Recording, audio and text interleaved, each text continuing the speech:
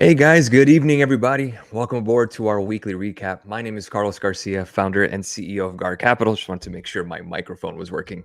It's been a minute since I did a video, really since last Sunday. I haven't done the morning notes because I was out for the week.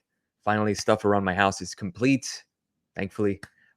Didn't want to really put kind of half my view or half my focus on the markets when I was dealing with contractors and my roof. So finally, it's done. It's pouring now here in Central Florida, so good thing I got the roof taken care of. But yeah, glad to be back. Just another week in the books. A crazy week I missed apparently. So now we got all the information. The week is over. Let's break it down together. It's our weekly recap. Glad to be with you. So get your notepad out, get your notes, pen, all that good stuff. We got a lot to go over since I missed all this personally. So let's go over it. All right, here we go. So here the S&P 500. This is the spot S&P 500. All right, guys. So this is going to have some gaps based on price differences as it doesn't trade overnight, as we know. This is not S&P futures. So we're starting since Monday. We had that gap down on over the weekend, Sunday into Monday, if you guys remember that. So let's go ahead and start with, before we look at the chart, what exactly happened that weekend and what exactly created this flush from Friday or Thursday, the top, or the Thursday that we had the peak, down to Friday and Saturday and Sunday and Monday over the weekend. What we had was something called a negative carry trade. Looks like it kind of was a global margin call where we just had really just a point of this massive unwinding of this yen carry trade. What does that mean exactly? It means that people were borrowing cheap yen. Remember, the Bank of Japan was holding on to interest rates very, very low in comparison to the UK, comparison to United European Union, the United States, so on and so forth. When our interest rates are right around 5.5%, and you have the yen at 0%, you can borrow cheap yen and buy American stocks or buy dollar-denominated goods, services, or what have you, or stocks or assets. But when the yen gets more expensive and you have to pay back those loans, when that yen is getting a little more expensive, that's when the carry trade gets unwound. That's when people got to sell stuff. And here's where we are. So you could see that we have not made up that fall really since Friday. We're still kind of trying to get there at the point. So we did make up at least for the week fall, the lows of Monday. Going into Monday, we had that drop to 51.19. Again, this is S&P spot. We're at 53.44. So a nice recovery. Now let's go ahead and get to S&P 500 futures. And it kind of gives us a little more context. Take a look at this. So we have peaked, most recent peak based on the past 10 days was the 1st of August at 5,600. We're now at 53.65. The good news is that now we're slightly above the previous all-time highs, if you guys remember that. You had the highs here from March, which we rejected, and then we had May rejection. Now, once we broke below that, we had to make sure and see if would the 200-day hold, because it held for NASDAQ, but did it hold for the S&P? So is the average stock, not tech, not mega cap tech, holding up? And looks like, at least for the time being, the past 2 days being very strong for the S&P, it is holding up. We're getting this unwound of that trade, and we're getting a little bit of a bounce back. So if we're kind of looking back at some previous price action, you can see that we had pretty similar fall back in April into May. And then we bounced off the 100-day. Similarly, back in October, the lows, and then we bounced back above the 100-day. Now, we broke below the 200-day there. That was the lows of the 2023. Oh, excuse me, the lows of the last 12 months, let's just say. Or let me see, how many months are we at now? It's 8 months, excuse me. So that was kind of our watermark low. If we're looking the last 52 weeks, we were a lot lower back in last April, not April of 2023, obviously. And that is something that I also want to talk about, because this is very similar stuff. If you guys remember March of 2023, what did we have? We had the Silicon Valley Bank issue. And what did the Fed do? They made sure they had liquidity to cover or make sure that the system was stabilized. I don't know if we're getting that similar issue, but I do know that the Bank of Japan did the same issue by making stimulus happen, buying back bonds when we had that big change in the unwinding of the yen assets because the Bank of Japan raised rates. Now, they didn't cut rates or anything like that. No, they actually raised it, but they made things a little easier by buying more bonds and artificially putting down rates. So now we know how important the bond market is. Super boring, I understand, but it's important. So at least the key in terms of the S&P at the moment is we're above the 200-day. We're bounced above the retest of the all-time highs that we had. Again, this is the previous highs that we rejected, March and May. So at least we know that. And we're above the 100-day. Good stuff. So positive stuff, at least that. Now let's get to the NASDAQ. The NASDAQ's the one that really got hit. Fair. Bounced off the 200-day. You are almost pretty close back to that level in March that we finally broke out above in May, very similar to the S&P, right? So at least we're there. So similar price action. Again, we tagged above the 200-day moving average. I want to push it over to the weekly, and this is what I wanted to see. And again, just because I was in and out of my home trying to get stuff and get this banging noise out of my roof being done, I was also looking and reading. And I really wanted to see that weekly. Do you see that weekly candle? That is a very bullish candle, guys. That is back above the 50-week moving average. Now, the 20-week moving average was a MA that I was very concerned with, because if we broke that, then obviously things would get really ugly very quickly. You throw in weak liquidity into a month like August, summer, guys, kids are going back to school. People are trying to travel. We know the drill. So again, how's this? Let me make this even easier. I'm your broker and I gave you a call. It's August and I say, hey, do you want to buy some stocks today? Mind you, forget what just happened recently with that big sell-off and the big spike. We're going to talk about the VIX. It's going to be a little different in the summer to get you on the phone when you're enjoying your 30% returns in NASDAQ and the S&P for the year. This is prior to the flush, obviously. So again, is it the point of, are stocks really attractive here? And again, we know how well stocks have done. The US stock market, we're lapping the field in the world. And I also want to repeat, I just want to say this one time. Congratulations to the USA women's and men's, all the athletes kicking some ass. America, baby. Number one in gold, number one in medals. That is not an accident, baby. USA. So we're just best economy on planet Earth and the best Olympians on planet Earth. I love it. Shout out to Steph Curry. What a game. Anyways, back to the NASDAQ. Bouncing off that 50-week moving average, retesting that top. If we can break 18,677, in my opinion, the next stop, the key level, very, very key, is going to be 19,000, guys. So I want you to write that in your notes. 19,000 on the NASDAQ futures. If you can break above 19,000 and sustain for the week, in my opinion, the bottom is in. Yeah, the bottom would be in. Now, you're probably thinking to yourself, well, hey, 2007 was pretty similar, where we had that July and then we had that push up higher and then we fell into 2008. Guys, in this kind of trading market, we can only look what's in front of us, at least short term. If you're someone who's an investor right now, long term, all of this is very inconsequential. Right now, you're probably looking at some names that you wanted to take advantage of and buy them cheap. First one that came to my head, obviously, is NVIDIA. NVIDIA is a great company, and it, of course, is bouncing on the weekly. It did hit 97.32. Of course, I wasn't working. Kill me. What can I say? Now, is it a place to buy here? I absolutely believe so. We filled that downside gap fill. That is exactly what I wanted to see. I think NVIDIA is a buy ahead of earnings. I think a lot of bad news has been priced in. I think all the sales from the CEO have been priced in. I think semiconductors are finally a place where if you want to take a little nibble or you want to take advantage, here's a place to do it. AMD, another name that, again, we tagged at 120. You guys remember we talked about this downward channel and we got below there? It's his name that I traded with Masterclass a couple weeks ago on the short. So it's not like I'm against shorting, but again, things get overdone, guys. That's really it. So back to NASDAQ, and I want to show you guys something. Let's take a look at the RSI together. Now, I have not looked at the RSI myself, but oh, yeah, come on. We're at 29.58 on the RSI, right at the bottom, at the 200-day. So we got a lot of room to go. We got a lot of things that are working out in our favor, actually, after all this carry trade and risk and fear that everyone's freaking out of. So here's a couple of things to keep in mind, team. One, buybacks are starting again. So keep an eye on tech. Tech companies are going to be moving. NVIDIA, Apple, Meta, Microsoft, Amazon, those names, because their stocks get bought back, they're going to move. Just a heads up.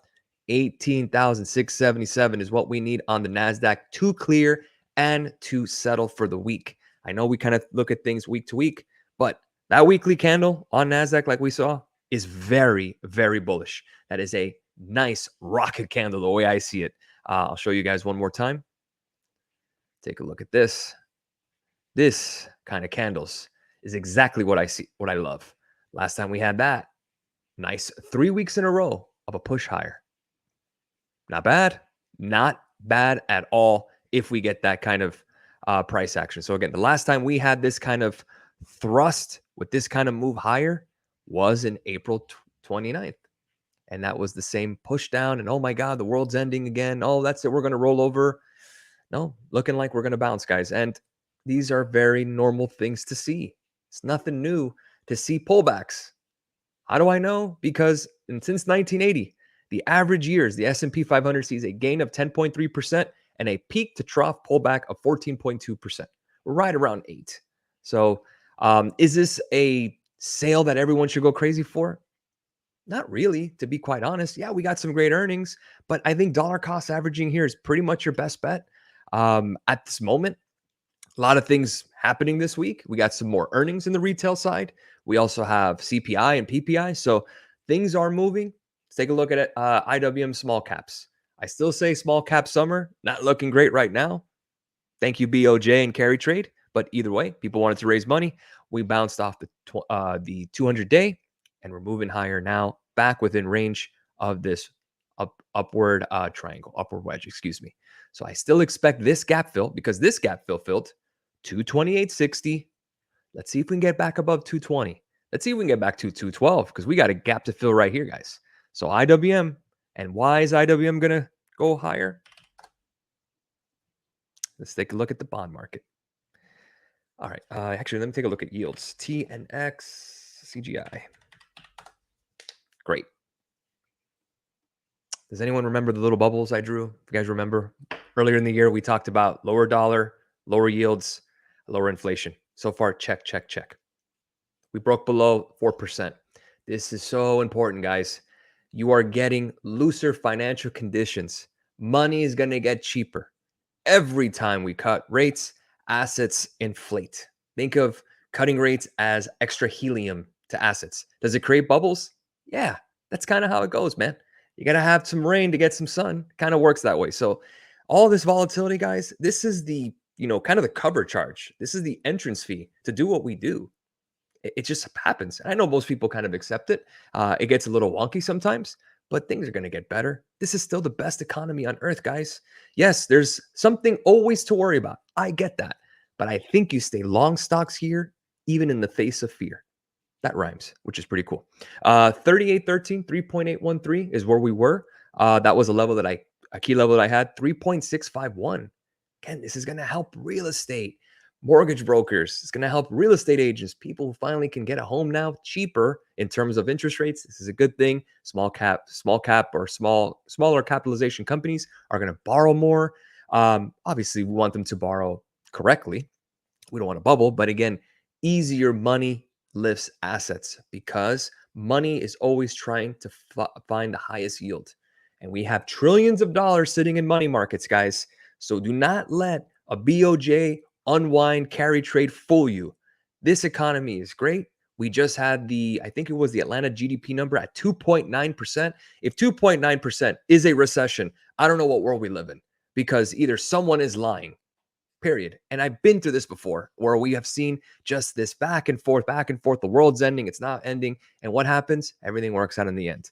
But that doesn't work to get your attention. If I go on Instagram, if I go on Twitter and I say, guys, there's nothing to worry about, you're not going to care. But if I go online right now and say the world is fucked, and I want to put that underline, the world is fucked, yeah, then that's going to get a couple of clicks, team. So, I mean, I try to keep it real with you guys. This is something that it's a good thing. We want lower rates. We want a lower dollar. 103 on the dollar now. So a lot of things are working in our favor. Remember, I had this little bubble here. We're still going to get there. Granted, I wrote this in April, but again, eventually it'll get there. So the dollar going down helps these assets, commodities, stocks, Bitcoin. Oh, man. God, Bitcoin. Imagine that. We broke that trend line, bounced off the 200-day.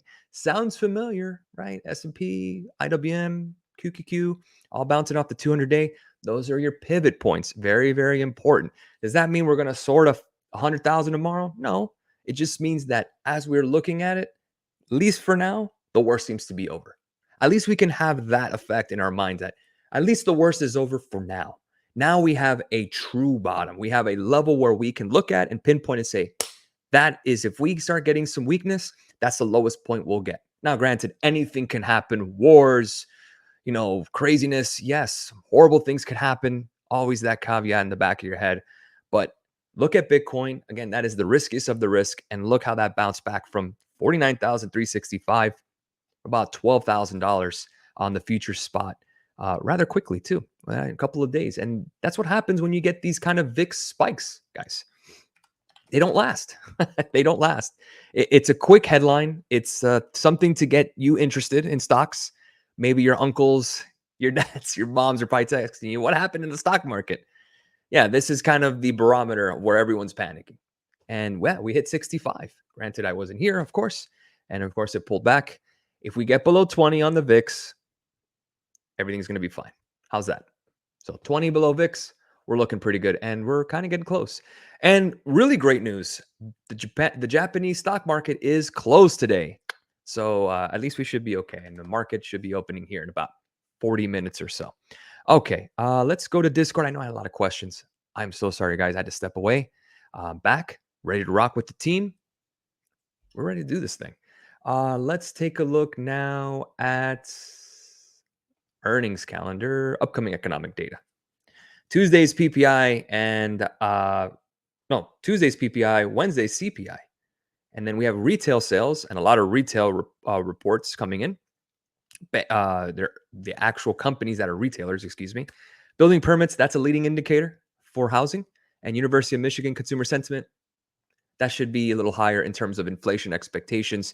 Inflation expectations should be falling. Remember, we're going to get a rate cut. The question is now 25 or 50.